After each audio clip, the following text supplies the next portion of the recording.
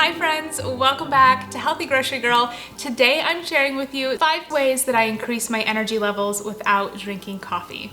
If you're new to our channel, welcome. My name is Megan and I'm a registered dietitian, nutritionist, the founder of Healthy Grocery Girl, mom of 2, and here on our channel we love to share plant-focused recipes and also healthy lifestyle tips. In January of 2021, my anxiety levels were pretty high. I struggle with anxiety and sometimes I feel like I'm more anxious than others, but in the new year, I just felt like my anxiety levels were I was just not feeling great, you guys. And my skin wasn't great, my digestion wasn't great, I was feeling super anxious, I wasn't sleeping well, so I knew that something needed to change. I already eat very healthy. I eat a predominantly plant-based diet, and but there were a few things that I know that I could improve upon to improve my health. One of those was that I wanted to cut out coffee. Now I love coffee. I love the ritual of coffee. I love the way it tastes. I love the way that it smells. But I was noticing that when I drank coffee, especially right after drinking coffee, that I just felt more anxious and more on edge. However, like so many people, I wear a lot of hats. I run a business, I work from home, I am a stay-at-home parent as well. I'm homeschooling my daughter. I also have an almost 2-year-old, and life is busy. Life is busy for us. I know life is so busy for so many people. So I'm sure that you can relate to the fact that coffee is really helpful for giving you the energy that you need to get through all that you need to get through in the day. I started to notice that without coffee, I was just really dragging. So let me back up here and say that when I cut out coffee, cutting out coffee the first couple days, I was so tired. But then after I got over those first few days, I felt so much calmer, less on edge, and less anxious, and I was sleeping a lot better. So I knew that cutting out coffee was a good thing for me. However, then the other side of that though was that I just was dragging. I was so tired. I felt like it was so hard to get through the days. So I knew that I needed to add some things back in to make up for the fact that I had eliminated coffee from my routine. So today I'm sharing 5 things that I have implemented into my life that help support my energy levels without drinking coffee. And I want to add that every body is unique. These are the things that just work for me, but every individual is unique in their health and wellness needs. So these are just ideas, but as always, talk with your doctor, talk with your registered dietitian about what may be best for you. I tried adding coffee back in actually. I wanted to see after a few months of not having coffee if I could tolerate it again. And I noticed that by adding coffee back in, I started feeling more anxious. So while I have not cut out coffee forever completely, like if I really want a cup of coffee, I'm going to have it, but I needed something else. And so I tried matcha. I've had matcha in the past many times, just kind of sporadically, but I have now incorporated matcha into my morning routine, and I do a very small amount because I am very sensitive to caffeine. So I just do about 1/2 teaspoon of matcha powder. And what I love about matcha is it does have caffeine, but it does have some great benefits over coffee. Matcha is high in antioxidants and contains a compound known as L-theanine, which has been shown to increase brain function, focus, and alertness, while also helping to reduce stress levels and support feelings of calm. Essentially, matcha provides an energy boost without the jitters or feeling on edge, and instead helping you feel more alert, yet focused and calm. Matcha is a type of green tea that is grown in a specific way and has a different nutritional profile than traditional green tea. Matcha plants are covered 20 to 30 days before harvest to avoid direct sunlight, and this step increases chlorophyll and the amino acid content and gives the plant a darker green color. I have tried a few different matcha brands. I will link the ones that I like and that I have tried below. And as mentioned, I just felt like I needed a little bit of caffeine in my day, but I love the fact that matcha helps me have the alertness that I'm looking for without the increase in anxiety, and it helps me feel more calm.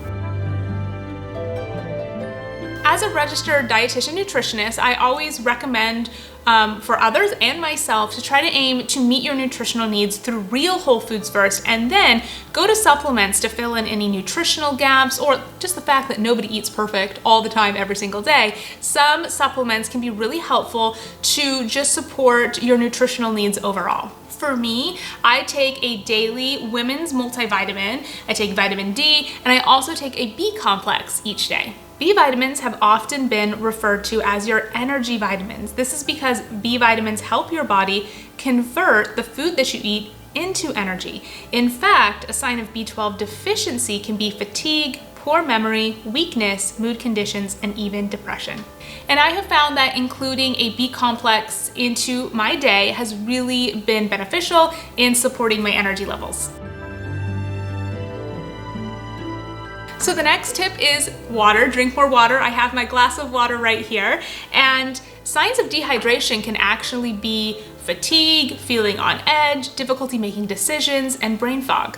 Drinking water is something that we all know we need to do it, but it's so easy to forget, and especially if we have a very busy day, to make it through most of the day and have not drank enough water. So a few things that I do to help support my hydration needs is I drink water first thing in the morning before I eat or drink anything else, and that really helps me stay hydrated and start the day hydrated. And then I always have a glass of water with me. If I leave the house, I always bring a water bottle with me, but just make sure that water, you can see water wherever you are, because it'll be a good reminder to drink your water.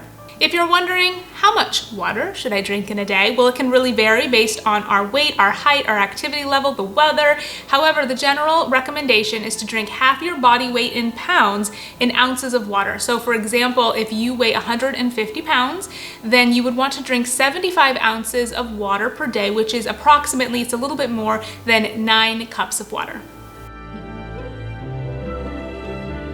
There are days when my mind and my eyes are so tired by the end of the day. And I notice on those days, it is when I have been on my phone more, it has been when I've been on my computer more.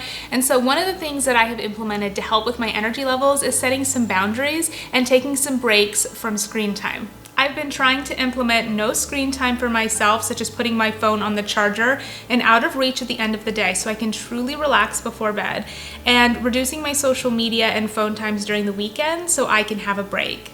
Social media is a huge part of our job, so it's not realistic for me to cut out social media completely. And in fact, I don't want to. I love being able to create these videos and share them with you. I love being able to connect with our community here on YouTube and on Instagram and our blog. And I love seeing, what my friends and family are up to online. However, like everything in life, moderation is really important. And so I have really been trying to implement some times when I just get a break from the scrolling, a break from looking at the screen, and just so that I can be more present in the real world. And I do notice on those days when I put my phone away more, I just feel so much better, and my eyes aren't as tired and my mind is not as tired by the end of the day.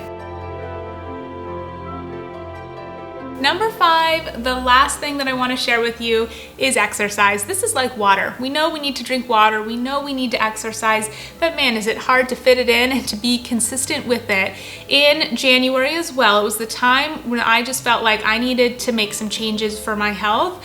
I started being more consistent with working out. And before that, so I had 2 children, close in age. My son was born when my daughter was like 21 months old. So I had 2 kids pretty much back to back, and nursing them, and then when babies don't sleep through the night, there's times in life when you just can't do it all, and it's hard to do it all, and it's tiring. And so I have given myself a lot of grace. When my babies aren't sleeping through the night, I'm not getting up at 5 or 6 in the morning and working out. If some people can do that, then that's great for them, but I know for me it was just too much.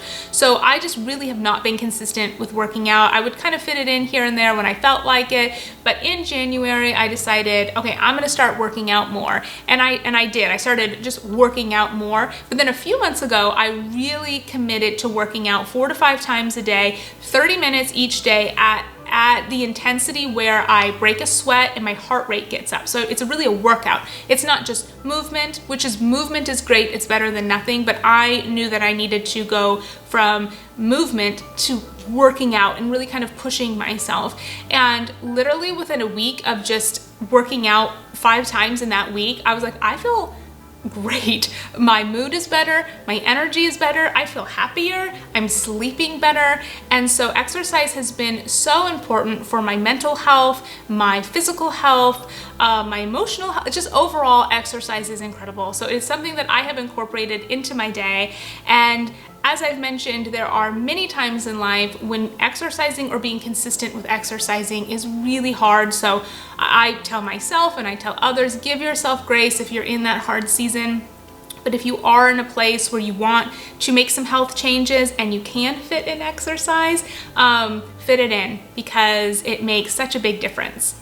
So those are the 5 things that I have included into my life to help increase my energy levels, to support my energy levels without drinking more coffee.